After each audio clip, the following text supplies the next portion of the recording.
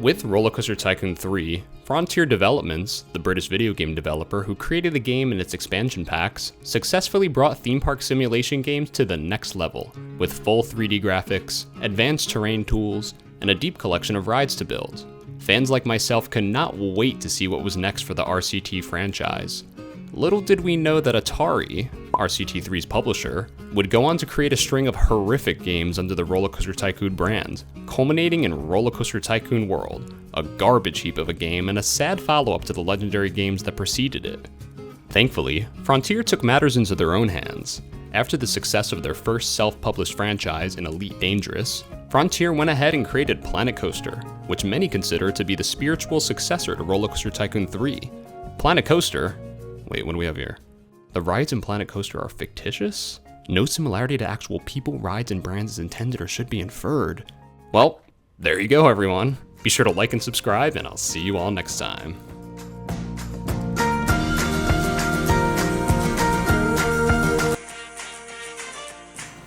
That wasn't too bad. Might even be able to put out a second video this month. Hey, J Natty. Hey, John, what's up? So I was doing research for the Every Planet Coaster type in real life video, and I found that, no need. Turns out all the rides in the game are fictitious. That's the thing. Apparently, Cedar Point's Steel Vengeance is a coaster type in the game. No, that's impossible. That's a real roller coaster. Carowinds Copperhead Strike is in the game too. I think we should probably make this video.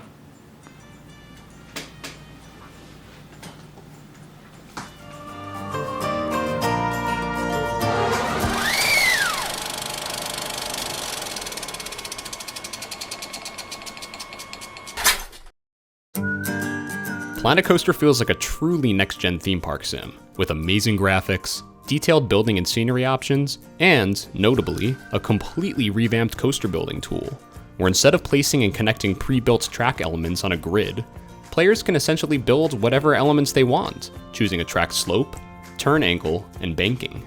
Frontier included a whopping 56 coasters as part of the base game, free updates, and paid expansion packs. In this video, we'll go through every single one of them, trying to figure out what real-world rides inspired their designs.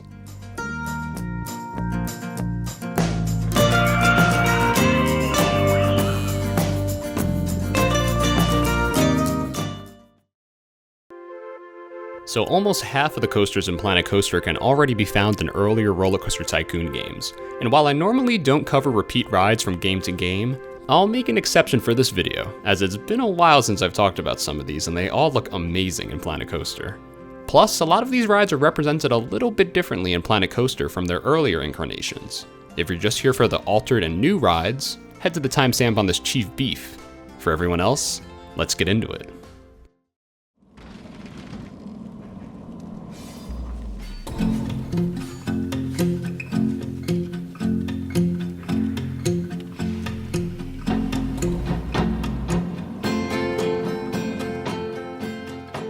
Appropriately added in the Vintage DLC, Ace's Sky was inspired by wooden bobsled rides, more commonly known as flying turns, which rose to popularity in the 1930s. No vintage flying turns survive today, but there is a modern version located at Knoebels in Pennsylvania.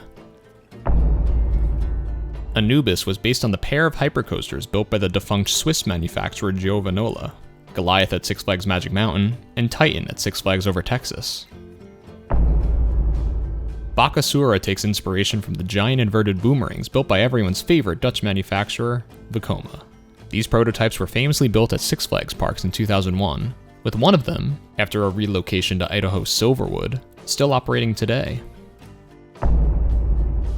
The Boa, with its box track design and 2 across trains, was inspired by Anaconda at Gold Reef City, the only inverted coaster built by Giovanola. In 2014, 1 year before Planet Coaster was released, the Swiss manufacturer Bolliger & Mabillard, or B&M, began producing inverted coasters with 2 across seating, what they call their family inverted coaster. But the bulky over-the-shoulder restraints in the game do not match the ones found on the B&M family invert, so Giovanola was probably the inspiration here. Enigma, with its 4 across trains, was based off of the stand-up coasters built by B&M. Their first stand-up model was also their first ever coaster, 1990's Iron Wolf at Six Flags Great America. The Equalizer Hypercoaster was inspired by the Hypercoaster model built by Aerodynamics, famously first introduced in 1989 with Cedar Point's Magnum XL 200, the first full-circuit roller coaster to ever break the 200-foot barrier. Another ride with 4-across seating, another ride inspired by B&M, this time their sit-down looping coaster.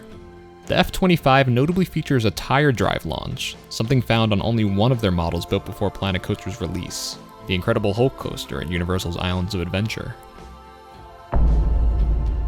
One of 2 wooden coaster options in the base game, Gnarler features cars that were inspired by the single-bench Millennium Flyer trains manufactured by Great Coasters International, or GCI. While GCI has been in business since 1996, they first debuted these trains in 1999 on Roar at Six Flags Discovery Kingdom. Hop the Gaps was inspired by side friction figure 8 coasters, once popular in the early 1900s before the invention of the upstop wheel, or the set of wheels that keeps cars locked onto the track.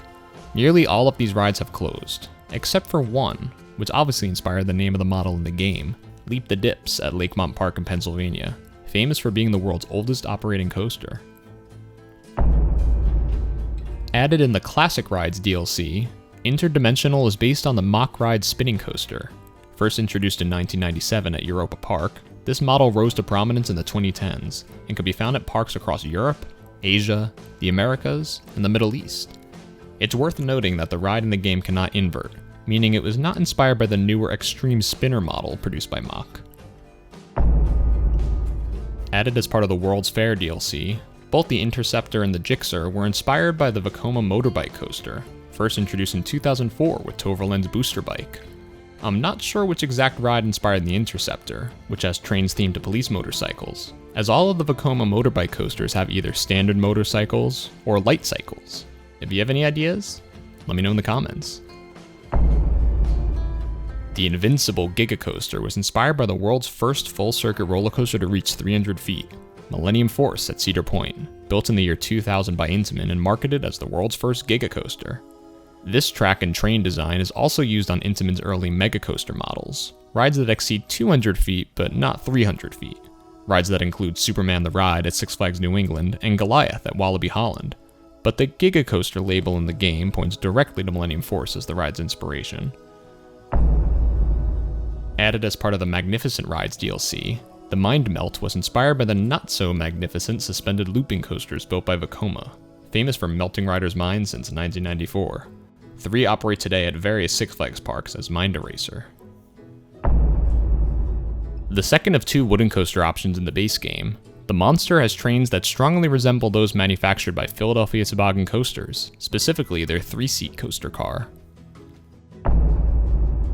The Mouse Hunt was inspired by the nearly extinct wooden Wild Mouse rides. Their construction exploded in the 1950s, but according to RCDB, only 3 still operate today. The Rival is based off of the inverted coasters built by B&M, first introduced as Batman the Ride in 1992 at Six Flags Great America. Added as part of the Magnificent Rides DLC, the SLV was inspired by the looping coasters built by Schwarzkopf. Introduced in the 1970s, Schwarzkopf built both permanent models, like Six Flags Over Texas's Shockwave, and traveling models, like the world-famous Olympia Looping. Steel Hydra was of course based off of the suspended swinging coasters built by Aerodynamics. Currently operating examples include Iron Dragon at Cedar Point and Vortex at Canada's Wonderland. Test Pilot, the X-Dimension coaster, is inspired by the 4th Dimension coaster, originally built by Aerodynamics and now built by S&S. 3 of these have been built, the first being X, now called X2, located at Six Flags Magic Mountain. The American Arrow, with its angular nose and flat front car, was obviously inspired by the classic looping coasters built by the American manufacturer Aerodynamics. The first opened way back in 1975 as Corkscrew at Knott's Berry Farm, and examples can still be found today at parks worldwide. Werewolf was based on the floorless coasters manufactured by B&M. The first opened in 1999 as Medusa at Six Flags Great Adventure.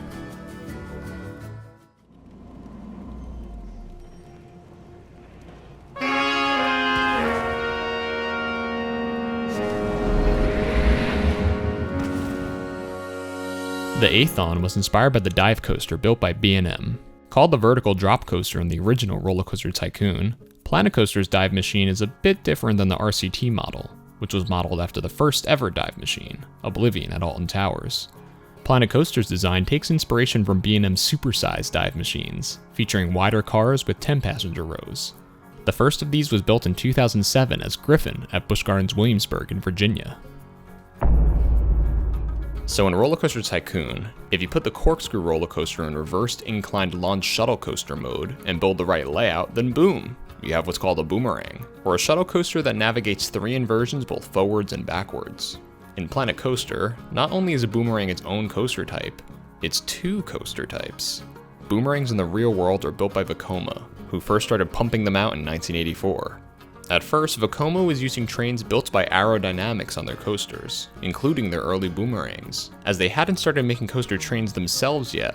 The Bolt is likely modeled off of these early boomerangs, as the flat front car and sharp angled nose looks unmistakably Aero. The Trident, on the other hand, is based on Vekoma's boomerangs constructed post-1989, when they began manufacturing their own trains that feature a distinctly rounded nose. In the same vein as Trident, D-Gen is inspired by Vekoma's looping coaster built after 1989, when they began utilizing their trains instead of Arrows. I believe the first ride to open with these new trains was Kamikaze at Hunts Pier in New Jersey, later moved to Six Flags Over Georgia where it operated as Ninja.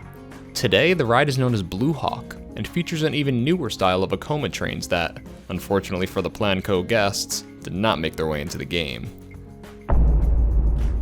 While one could argue that the Mine Train coaster in RollerCoaster Tycoon 1 was inspired by the defunct Ultimate at Lightwater Valley in the UK, the Canyon Runner in Planet Coaster was no doubt inspired by the Mine Train coasters built by Vekoma. You can find these at Disneyland Paris as Big Thunder Mountain Railroad, and Germany's Phantasialand as Colorado Adventure.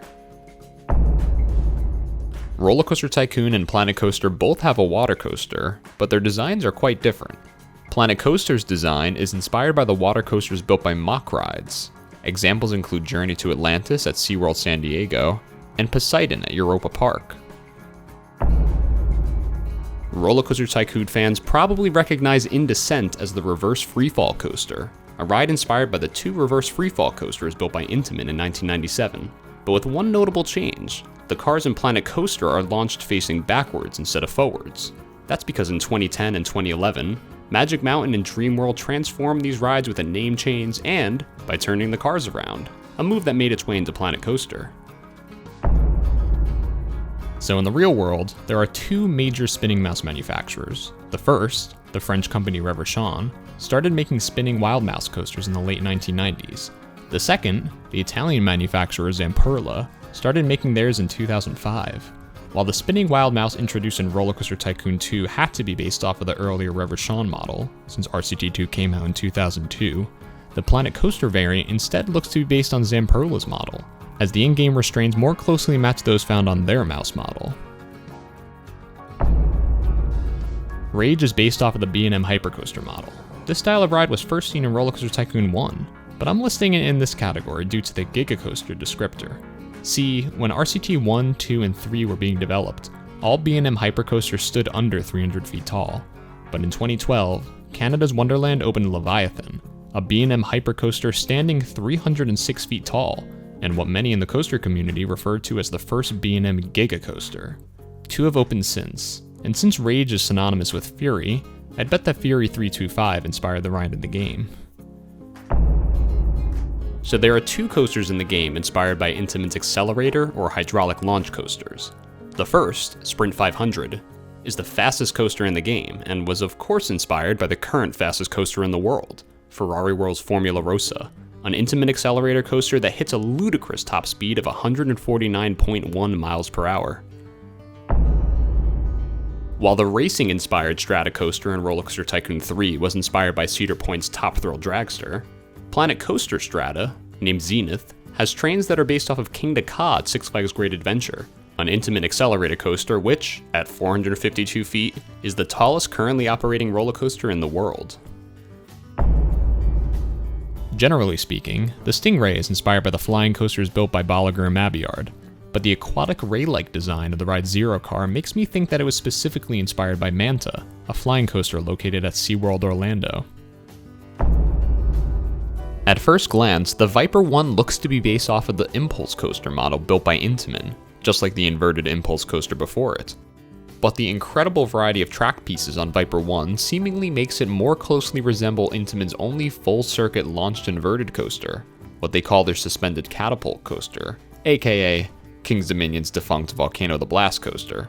But I really struggle to make a full-circuit version of this ride work, as it requires a swing launch that passes through the station multiple times, so I'm leaning more towards the Impulse coaster here.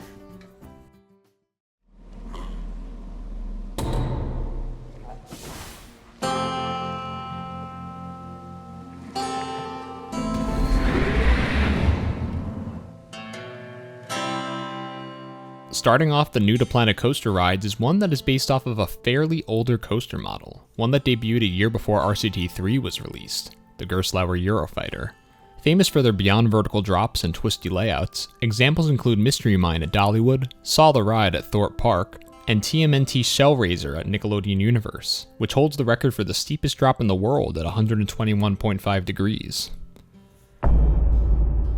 Unlike RollerCoaster Tycoon 3, which includes a number of in-game rides based off of never-built concept coasters, Planet Coaster contains only one, the Basilisk. Based off of Rocky Mountain Construction's T-Rex model, the concept was first revealed in 2015, and consists of a single-rail, monorail-style track that can accompany two across trains. Rocky Mountain Construction has built a smaller version of the T-Rex that uses single-file passenger trains, what they call their Raptor model, but no T-Rexes have been built as of this writing. Black Falcon is based off of the wing coasters built by B&M, with the first opening in 2011 at Italy's Gardaland, although it doesn't have the bird theming seen in the game. Dollywood's Wild Eagle was the first to feature bird-headed carriages, and a number of feathery themed rides have opened since. The launched wing coaster variant is, unsurprisingly, based off of the first launched wing coaster built by B&M, Thunderbird at Holiday World, which first premiered in 2015. This remained the only launched wing coaster in the world until 2023, when Chessington Worlds of Adventures opened the incredibly unique launched wing shuttle coaster Mandrill Mayhem, featuring trains ripped right out of the RCT2 expansion packs. Copperhead Strike is based off of the real-world coaster Copperhead Strike.